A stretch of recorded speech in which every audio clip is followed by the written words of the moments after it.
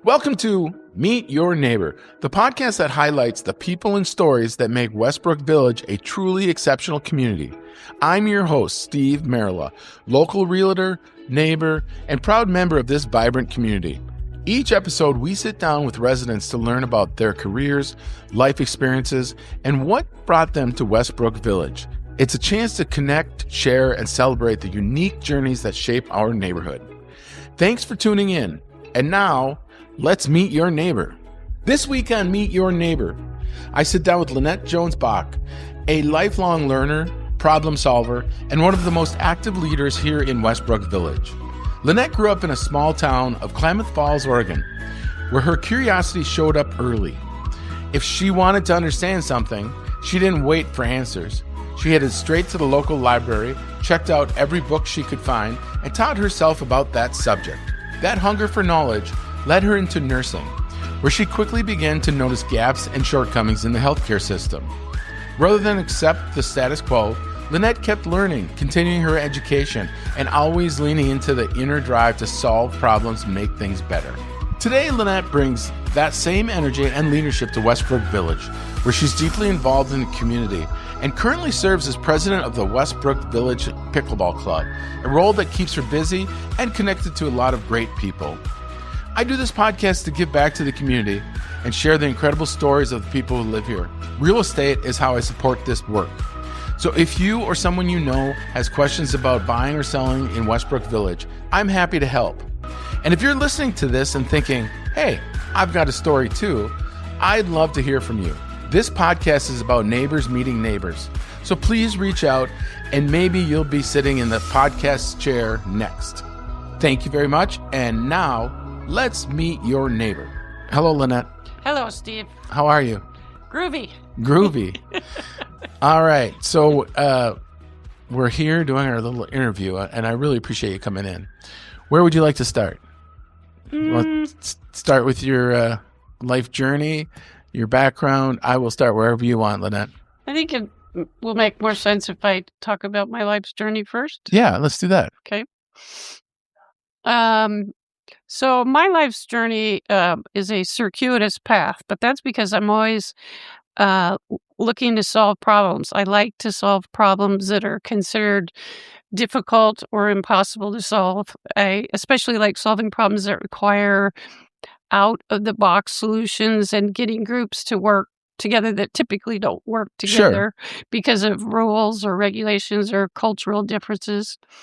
I grew up in a small town in southern Oregon called Klamath Falls.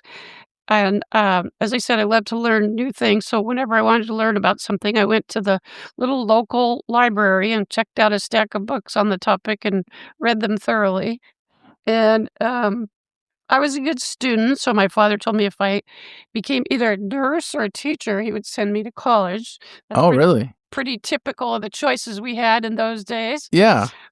So I went to University of Portland and got a bachelor's degree in nursing. And then I worked in patient care about 7 or 8 years. And I started to notice that healthcare systems had a lot of problems and shortcomings that needed to be solved, particularly in terms of having the information needed at the point of care to take care of the patient. So did you enjoy being a nurse for those 7, 8 years? I mean, I know you made observations, and I think we're going to lead into some things that you have done. But did you enjoy the nursing, going to nursing school and then becoming a nurse? I mean, was that enjoyable for you? Nursing school is very interesting. I recommend it to anyone. Really? What was interesting about it? You just learn about the different phases of life and people's health issues during different phases. Sure. And so it gives you a good, for personal reasons, I mean, it gives you a good idea of sort of, your life trajectory and other people's and what's going to happen to them. So kind of a perspective on what people are going to go through. Mm-hmm. Does it help you as we're getting older? Does it help you kind of say, "Oh, I'm in this phase now"? Yes, and that's good or bad. Sure, right. So, you after nursing, where did you go? So like I said, I started to notice there's a lot of need for improvement in the healthcare system. So I went to graduate school in Portland, Oregon, and I received a master's of science degree and a master's in public administration. And that gave me a viewpoint and some tools to start working on the problems I saw in healthcare systems. Yeah. And then I started working in hospital administration at University of Washington in Seattle. And that's a world-class medical school and research institution. And I loved working there. It's kind of the kind of environment where you can go have morning coffee with the world's expert on a variety of diseases Sure. and treatments or whatever. What was your role there? I was the director of quality assurance and information. Oh, really? Yeah. Did you enjoy doing that? That's quite a bit different than nursing. Yes, it is. Yes. So what is that? What is that job? What did you do for that job? Well, you look at a lot of trends in patient care. You're looking for processes that go south or don't work well. Sure. You're looking for, incidents in healthcare where, people, some accident happens, people don't get their results or they don't get notified or, things like that. So I used to have a philosophy in business is I don't want to find out who made the mistake. I want to find out how the mistake was made and make sure it's never made again. Right. Is that kind of what you did? Exactly. In my dumbed down terms. Exactly. Yes. Gotcha.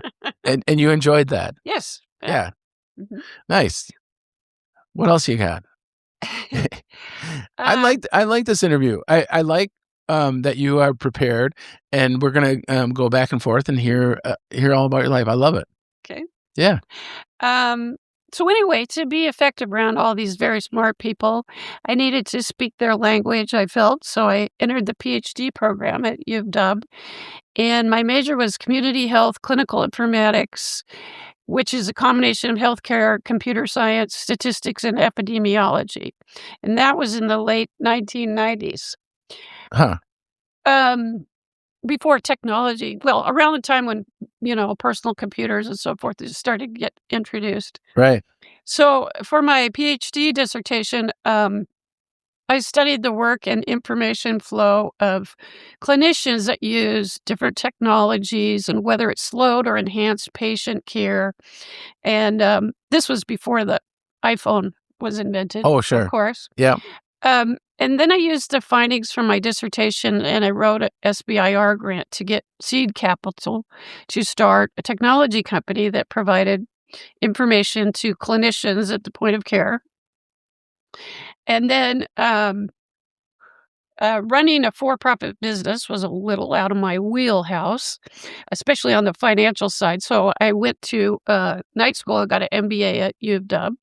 And that was my fourth graduate degree. Fourth graduate degree? Yeah. Can you tell? So I like to go to school. You like to go to school. So what spurred you to start that business?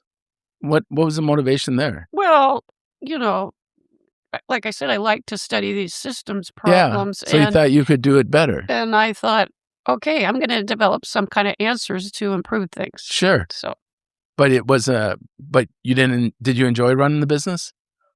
Or was that parts of it? Yeah, for sure. Yeah.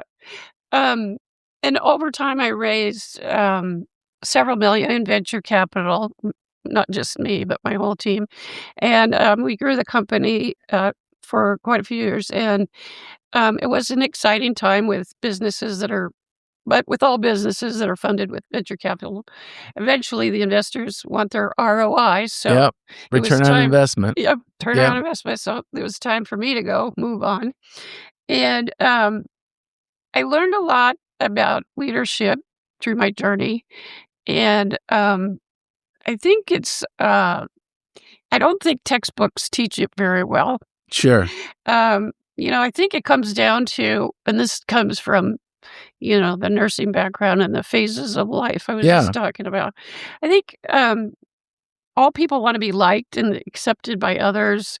We all need positive feedback. It's just part of being human. Yeah. And so my leadership philosophy is to try and help or support people to be all they can be. Right. And if people feel supported by others, they will work hard to reach a goal, whether it's a goal or a work goal or a personal goal. Sure. So, also, it's not like my life was all coming up roses all the time, but my family experienced some tragedies over the course of my life, and I'm the only sibling left. But at the same time, I've been given lots of great opportunities. I received full ride scholarships for all my graduate degrees. Oh, And wow. I have a great husband and daughter. And I see you want to ask, how did I find Westbrook? I, like many people at Westbrook, I went to visit my friend and stayed with her for about a week. And Yeah. she was close to pickleball, and although she's a golfer, so I went over and played pickleball and just started playing with these people, and it was very fun. And so that's how I got hooked on pickleball. And then decided when we retired, I said, yeah, I'm going to move there Right. so I can live that experience every day. And there's a lot of really nice people in Westbrook. That's probably the best thing about Westbrook, I think. And especially in pickleball. And the physical environment of our pickleball courts contributes to sort of a great sense of community. Oh, yeah, for sure. The camaraderie among the pickleball players here is quite remarkable, I think. Yeah.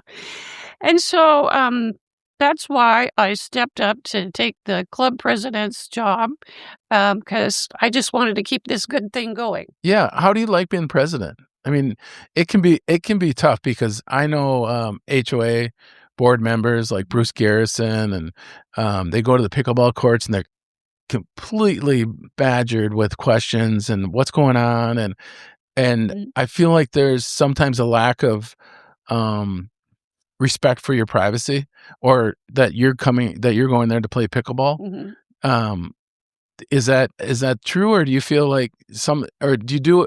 I know years in the past you probably addressed that, because I remember an email from you saying, when I'm at pickleball court, let me play pickleball. Did that work for you? And yeah, it did, but it turned out that I liked talking to people. Oh, sure. So you broke your own rule. So I broke my own rule. You broke your own rule, yeah. Eventually, because I like to go to the courts and just talk to people and ask them, what do you think about this? What if we did this?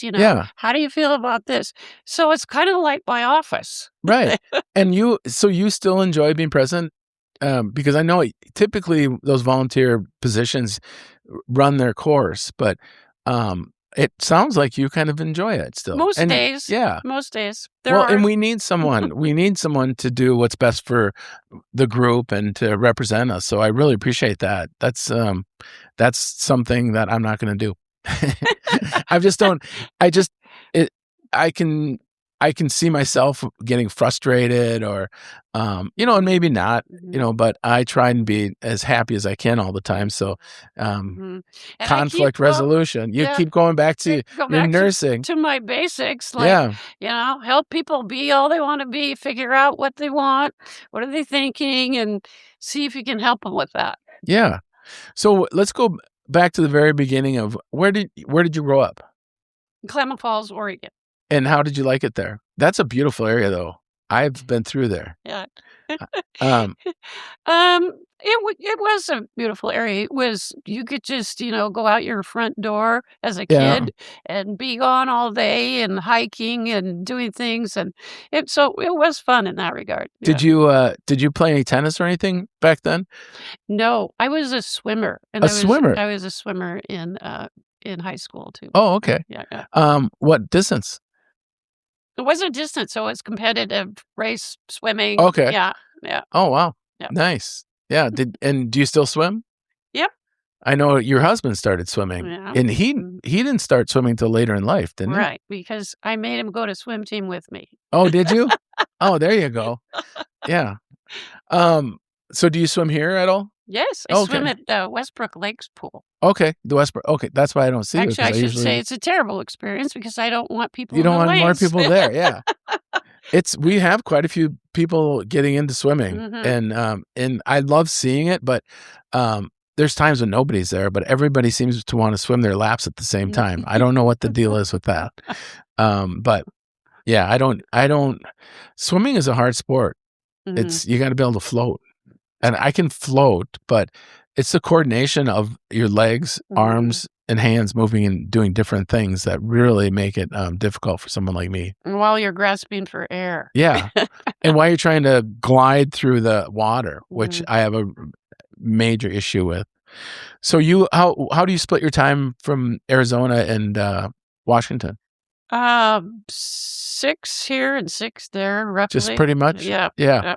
What's the weather like in Washington right now in the winters? Well, it's pouring down rain. Is it? Always. It's always raining? Yes. It's true. So you guys live on the west side of the mountains?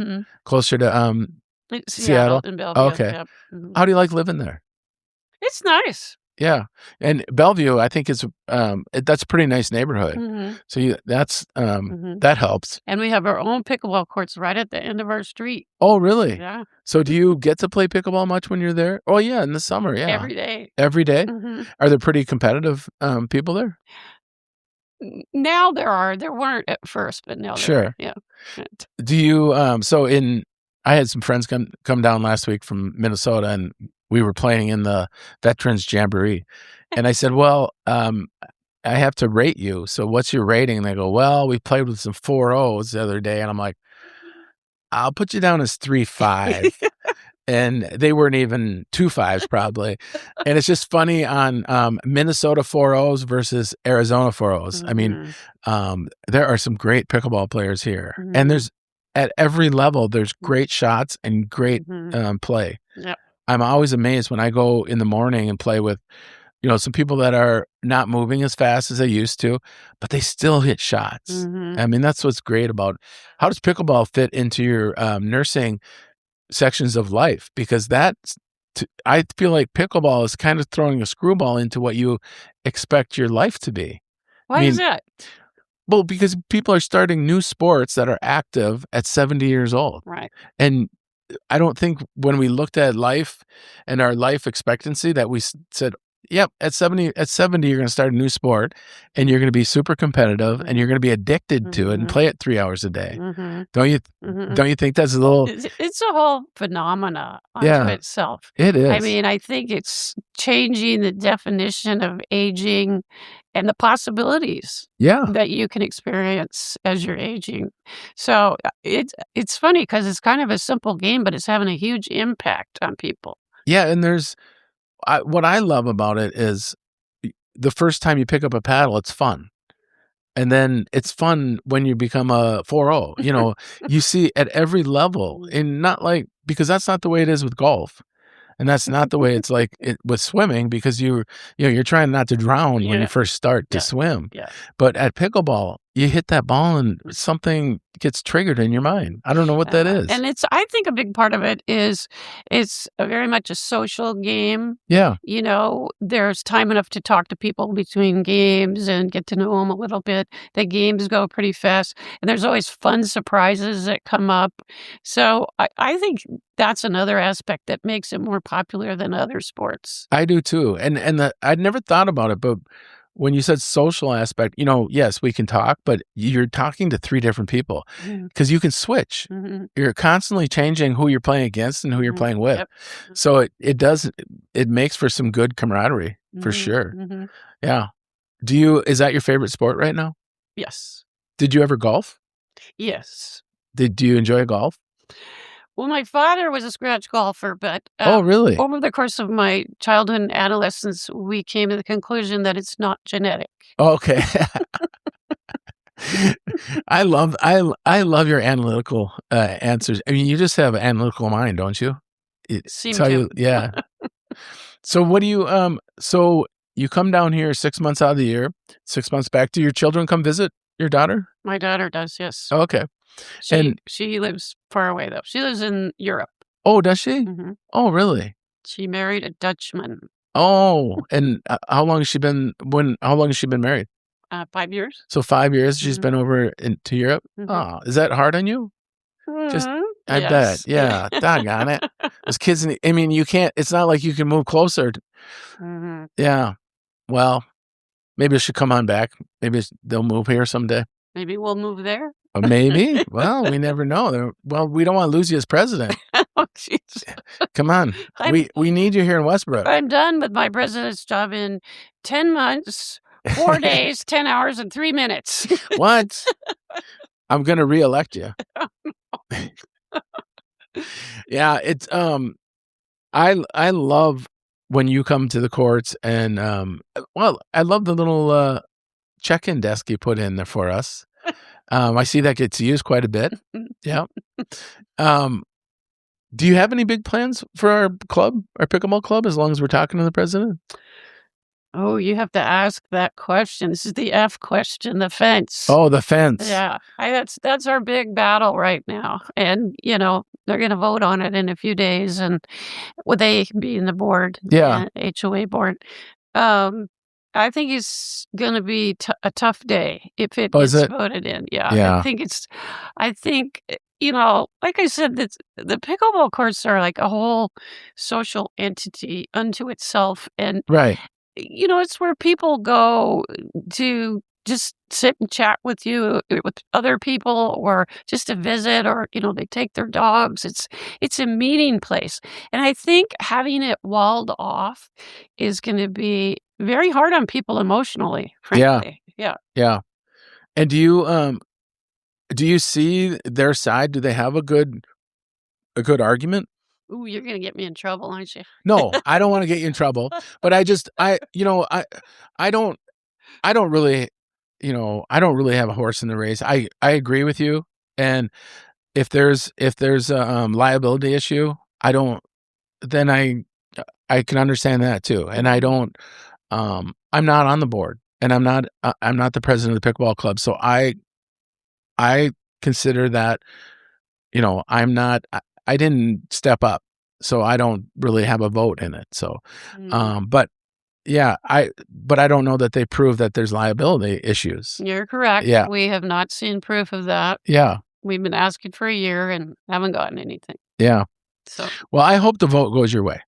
But yeah, I have no control. I have no power from this seat at all on that. So,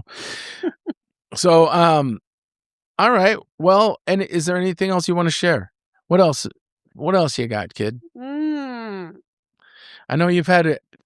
Well, you had a daughter through all this education and a family. Was it hard to be studying all the time, because you've had quite academic accomplishments? Was it hard to make the time to do all these things? Well, sometimes, but so for the first part of my daughter's life, she spent a lot of time with my husband. They were like two peas in a pod. Okay. Two little kids, and my husband had a blast with her, and he taught her to play tennis and do all these things. Sure. And so they were very close. And then, by the time she got older, then I had more time to spend with her. So that it worked out well. It worked out well then. Yeah. And daughters need their time with their fathers and their mothers. Mm-hmm. But yeah, it's I see in my wife with her mother, they used to kind of fight a little bit, and over nothing, and I said, hey, you only have so much time with her. Let's enjoy it as much as you possibly can. And I think it comes from both ways, from the daughter and the mother. So yeah, I can understand how hard it's that damn Dutch man. I know. Is he a good guy though? Oh, he's perfect. Oh, dang it. Yeah. Otherwise, I would have said a long time ago, come home, dear. Come home, dear. Well, there's always flights. So, I appreciate you coming in for the interview. Thank you. It wasn't bad, was it? No, it was fun. Yeah. I like hearing your story. Maybe I should have had some wine in here. We could have dug in real deep. No, that wouldn't be good. The next series of interviews that you could do could be the same people while they're drinking. Just 2 drinks. I don't want it too slurred, but yes. Yeah, 2 drink minimum and maximum. So, I appreciate it. Thank you very much for coming in. Okay. Thank you, Steve. Thanks again for tuning in to the Meet Your Neighbor podcast. Real estate is how I'm able to support this show and give back to our community. If you or someone you know is thinking about buying or selling a home in Arizona, I'd love to help. I also offer a free real estate review, basically a health checkup for your home's value and market position. You can call or text me anytime at 651-295-6830. Again, that's 651-295-6830. I'd be honored to help you or your neighbors with the next chapter of your real estate journey. And thanks again for listening, and be sure to keep connecting.